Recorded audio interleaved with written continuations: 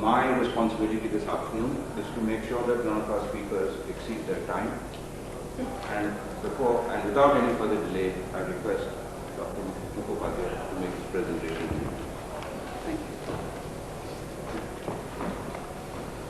Thank you.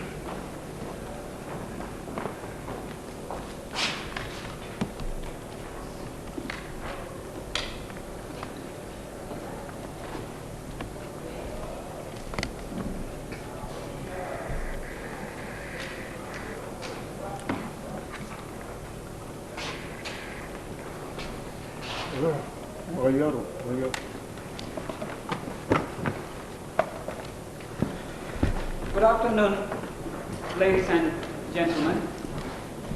Thanks, Chairman, for kind introduction. And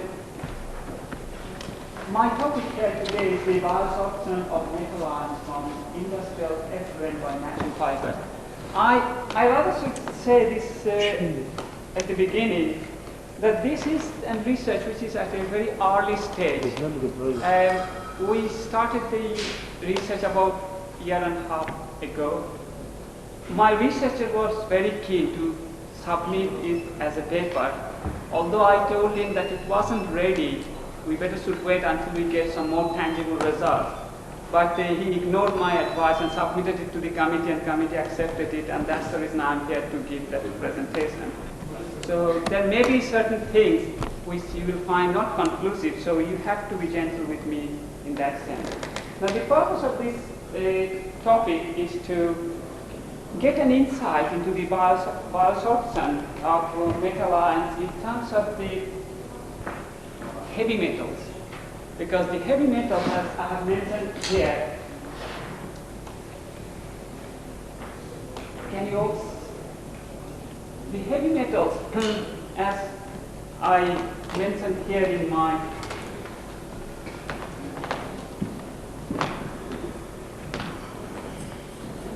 that the textile industry, there are industry which deals with the processing, especially wet processing.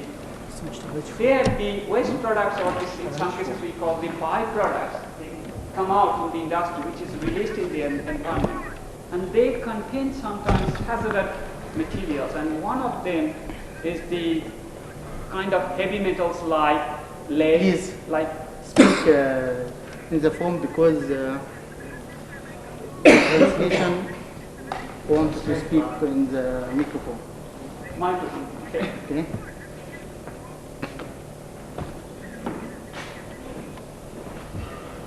There are materials which are heavy metals like lead, cadmium, chromium, mercury, all these things.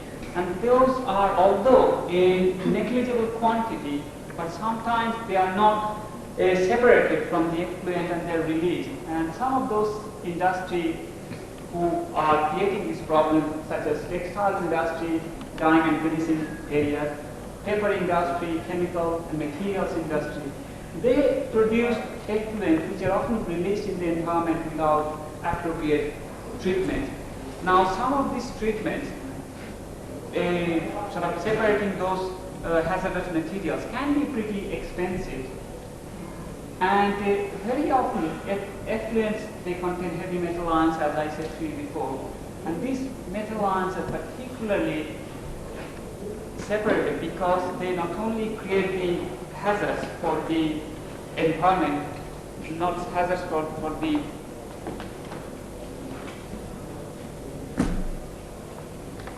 they create hazards for the environment, they create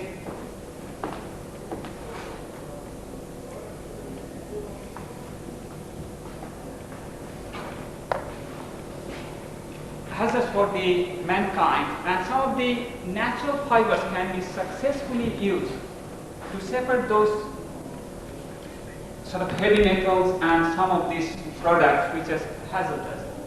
Some of the natural fibers, by virtue of their inherent chemistry and physical morphology, can be successfully used for recovering high-value metals and toxic metal residues from effluent and other waste streams.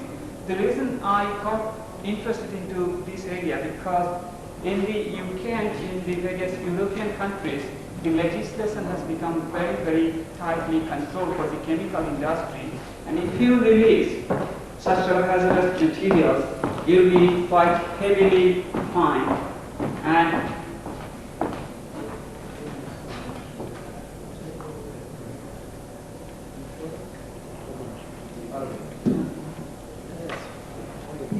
he wanted to translate into Arabic, so she don't listen. She's not here.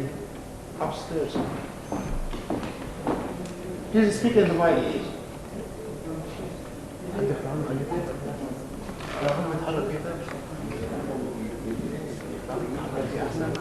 chromium and lead. With the untreated flax, we did at 40 degrees C, and we found that calcium came from the fiber to the solution. Rather than taking the solution taking out calcium from the solution, absorbing it, it is rather adding calcium from the fiber to the solution. That was very interesting. So it was proved that fiber wasn't suitable at all for calcium. Whereas in case of chromium, we found that 55.1%, for lead 65.8%. Jute was very good in that sort of sense, but a lot of calcium came out from jute. But however, removing from chromium 84, and for lead 92.5, flax 94 coming out from the fiber to the solution, and in case of chromium, it absorbed 65.6% and for chromium and 78.8% for lead. And then we did also some of the examples I have shown you here.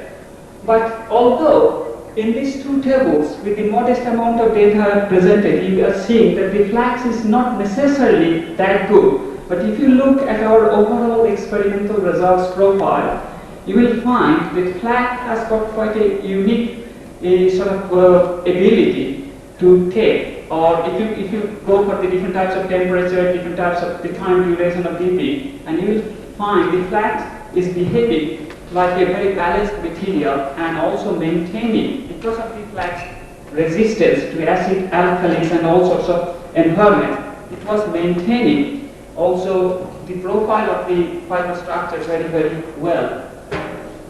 So if I look into the results, academically jute fibers appear to be the best absorbent for metal lines, followed by flax and hemp. But on practical considerations, my own view as of today, that flax would be a better choice for bioabsorption in terms of the wider range of materials, metal ion.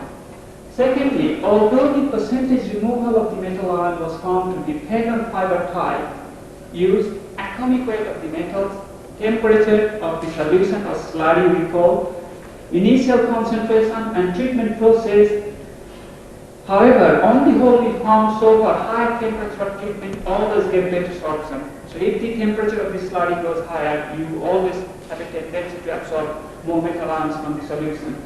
Equally, heavier the metal, better the absorption by the fibers at the same temperature and process condition. So what I'm saying, you have got a better chance to using flax or jute to absorb mercury than lead or calcium.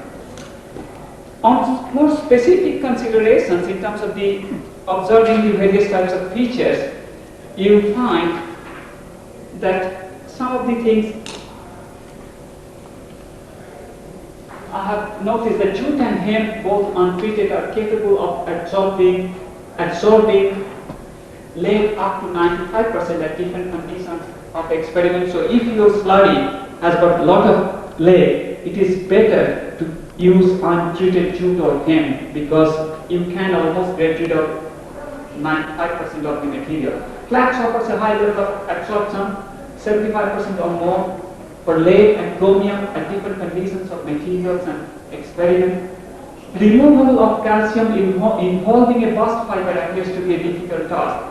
So I think it's not the solution to use a bast fiber to remove those sort of materials like calcium. On the whole, as I said before, flax fiber provides a better all-round absorption behavior, and I also like the fiber because it has got high resistance to acid, alkalis and other chemicals and to mechanical stresses and strains. So if you use it as a fiber man or whatever, as a filter, you have to have some sort of mechanical performance, and flax can offer much better in a hostile environment than any other fibers.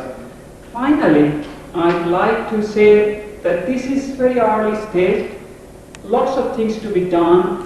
Initial results are extremely encouraging. I like to continue with this research, but I would like to say in terms of my final remarks, even after considering materials and process limitations, I can quite confidently say that jute, flax and hemp fibers were proved to be effective both in treated and untreated forms for their biosorption capacities.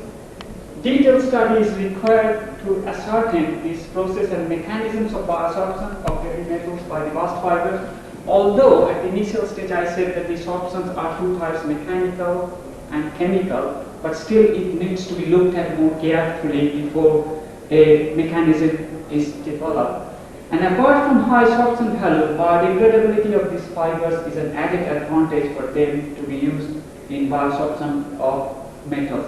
With this, I would like to conclude my talk, thanking you and thanking the chairman, and saying that I'm very happy to answer any questions you have. But remember, it is a very early stage, so I will not be able to say too much about the mechanism. But I have got some of the ideas about mechanisms in my mind. I'll be quite happy to discuss those with you, please. Thank you. Thank you, Doctor. Thank you for your very interesting presentation on the biosorption of metal ions on natural fibers.